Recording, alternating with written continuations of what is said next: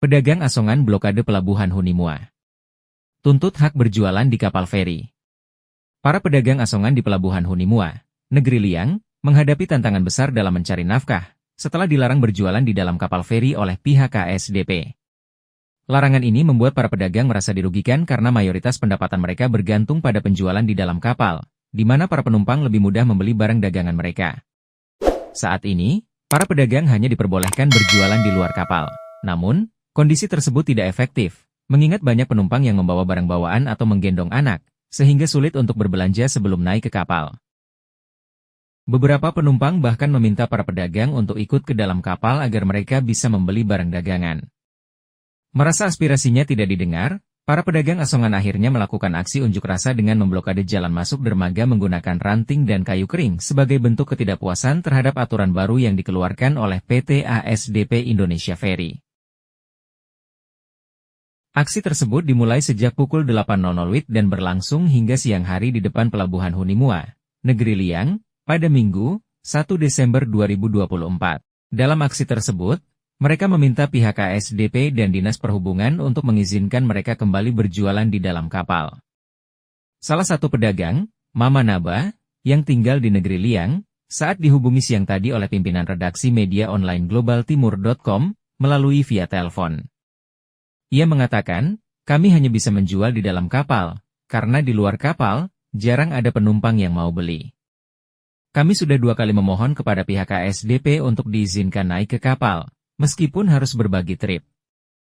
Tapi mereka tetap tidak mengizinkan. Mama Naba juga menjelaskan bahwa, para pedagang asongan selama ini membayar retribusi sebesar Rp2.000 per hari atau Rp60.000 per bulan kepada pihak ASDP untuk berjualan di dalam kapal. Namun, larangan ini membuat mereka kehilangan mata pencaharian utama.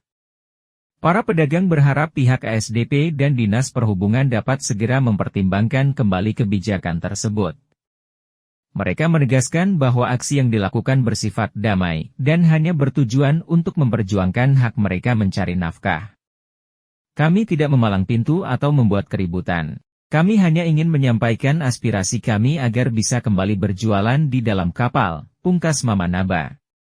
Sementara itu, Kepala ASDP Indonesia Ferry, Cabang Ambon, Christopher Samosir, saat dikonfirmasi melalui telepon menyatakan bahwa kebijakan larangan berjualan di atas kapal diterapkan demi keselamatan penumpang. Berdasarkan regulasi, hanya penumpang dengan identitas resmi sebagai penumpang yang boleh berada di atas kapal. Pedagang asongan yang tidak memiliki izin resmi dilarang berjualan. Kami sudah menyediakan lahan untuk mereka berjualan di ruang tunggu pelabuhan, ujarnya. Christopher juga menjelaskan bahwa pihak ASDP telah melakukan sosialisasi kepada 53 pedagang asongan sebelumnya, bahkan melibatkan tokoh masyarakat setempat untuk mencari solusi bersama. Kami telah menyepakati pembentukan paguyuban agar lebih terorganisasi, dan mereka bisa menitipkan barang dagangan di kantin khusus, tambahnya. Namun, protes hari ini menunjukkan adanya ketidakpuasan dari sebagian pedagang yang merasa tidak diakomodasi. Kami akan melakukan mediasi kembali untuk mencari jalan keluar terbaik bagi kedua belah pihak. Perubahan memang tidak selalu mudah, tapi kami berkomitmen mencari solusi agar tetap memenuhi aturan keselamatan sekaligus membantu pedagang mencari nafkah, ujar Christopher.